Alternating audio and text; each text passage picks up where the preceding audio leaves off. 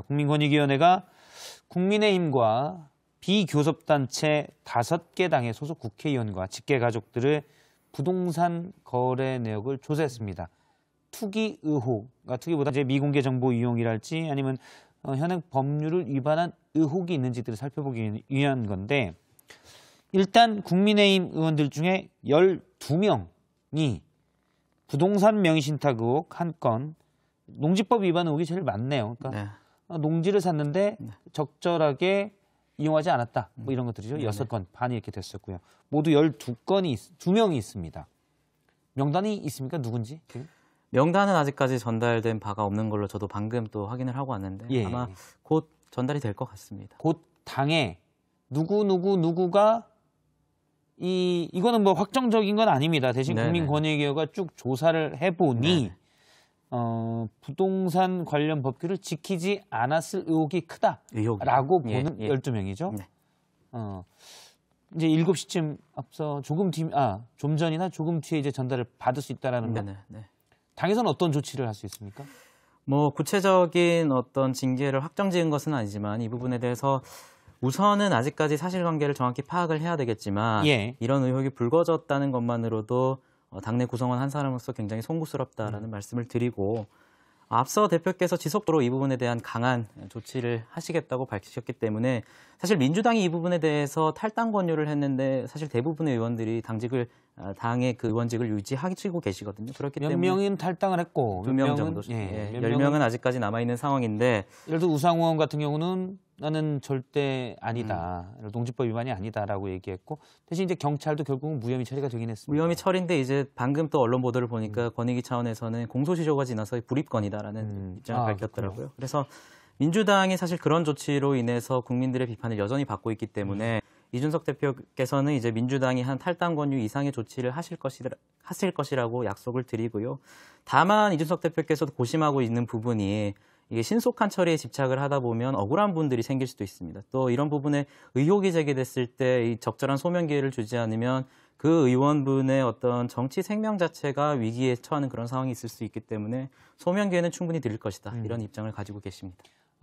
그거는 지금 임 대변인이 이준석 대표와의 그간 얘기 또는 협의를 해본 결과, 물론 최고위원회가 결정을 하겠지만 당대표의 생각은 소명 기회를 준 뒤에 만약에 불법 거래가 소지가 있는 거래가 확실하다면 강력한 징계를 하겠다. 이건 건가요? 소명 기회를 드리고 이제 사실관계가 정확히 드러나고 또 소명이 되지 않은 부분이 있다면 그 부분에 대해서는 이때까지 했던 어느 정당보다 강한 조치를 할 거고, 국민들이 충분히 국민들의 상식선에 맞는 그런 조치가 있을 예정입니다. 사실관계가 드러난다는 것은 어떤 기준인가요? 왜냐하면 몇몇 분들은 1심이나 2심 판결이 나도 대법원 확정 판결까지 기다리기도 하고요.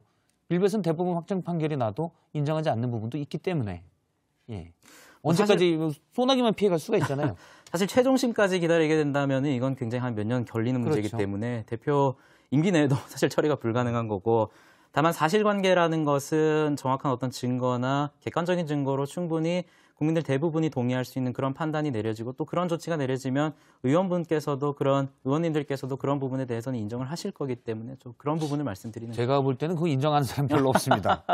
그런가요? 근데 이준석 대표께서 이 문제에 대한 원칙은 제가 앞서 말씀드렸다시피 2가지 원칙입니다. 한 가지는 굉장히 강도 높은 조치이고, 또 한 가지 굉장히 중심적인 게 앞서 말씀드린 소명 기회를 드리고 의혹이 해소되지 않은 부분에 대해서는 충분히 해명 기회를 드리겠다라고 말씀을 드렸기 때문에 객관적인 판단 기준은 충분히 마련이 될 수 있을 것 같고. 말씀은 이제 법적인 조치와 결론, 그에 따른 조치가 아니라 해명을 하되 국민들이 거기에 대해서 판단하고 느끼는 시각, 이런 부분으로 듣고 결정을 내리겠다는 거죠? 그렇습니다.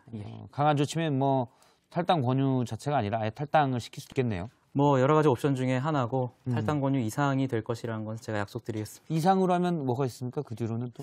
뭐 사실 대부분이 생각하고 있는 것이 탈당이겠죠. 강제 탈당 조치일 것이고, 뭐 이분은 사실 뭐 대표의 의중이 가장 중요하겠지만 최고위의 조정이 필요할 것 같습니다. 알겠습니다. 현재 100석이 조금 넘는데 만약에 몇 명이 탈당하게 되면 100석 밑으로 가잖아요. 이런 문제가 하나 있고요. 또 하나는 지금 12명의 구체적 명단이 나오지 않아서 확신할 수가 없는데 지금 많은 의원들이 대선 주자 캠프에 들어가 있잖아요. 일부 캠프에서 이거는 지금 캠프에 대한 공격이 아니냐라고 나올 수도 있기 때문에 이게 또 갈등의 소지가 있습니다. 캠프에 대한 공격이라고 저는 절대 말할 수 없을 것 같은 게요. 사실 이게 만약에 캠프가 꾸려지고 경선버스가 어느 정도 꾸려진 다음에 권익위에 어떤 조사를 요청하고 이 결과가 나왔다면 그런 주장을 할 수도 있을 겁니다. 하지만 이건 이준석 대표께서 몇 달 전부터 공언을 하신 사안이고 권익위 조사도 캠프가 꾸려지기 이전부터 뭐 꾸려진 것이기 때문에 뭐 이준석 대표가 어떤 권익위랑 무슨 얘기를 해가지고 특정 의원들에 대해서만 그렇게 했다 그런 주장을 할 수는 없을 거잖아요. 그렇기 때문에 일단은 근데 권익위가 12명은 불법 거래 의혹이 있다라고 소지가 있다라고 본 거잖아요. 그럼 이 뒤에 물론 경찰이나 조사를 통해서 뭐 나와야 되겠지만 일단 권익위가 조사를 통해서 12명을 봤는데 앞서 말씀하신 바에 의하면 당에서 이 사람들의 해명을 들어보고 당에서 어떤 판단을 내려서 만약에 불법 거래 의혹이 크다면 강력한 조치를 취하겠다는 거잖아요. 사실 이 판단은 당이 하고 있기 때문에 물론 국민 여론을 듣겠지만 여론이 뭐 답안지 객관식으로 나오는 게 아니기 때문에요. 그래서 이제 누구는 이해되고 누구는 이해 안 되냐. 12명 전원을 똑같이 하지 않으면 이런 일이 생길 수가 있다는 거죠. 뭐 저희가 대표를 비롯해서 지도부가 판단하는 데 있어서 뭐 캠프의 어떤 그런 정치 전략적인 부분을 고려하는 것은 전혀 없을 것이고요. 징계를 취하는 그 결과를 보시면 아마 이해가 될 거라고 약속드리겠습니다. 말씀을 들으니까 대변인 말씀이 대부분 다 합리적이어서 아유, 감사합니다. 합리적이어서 뭐 국민의힘이 그렇게 가면 괜찮겠네라는 생각이 들곤 합니다. 임승호 국민의힘 대변인과 얘기를 나눴습니다. 고맙습니다. 감사합니다.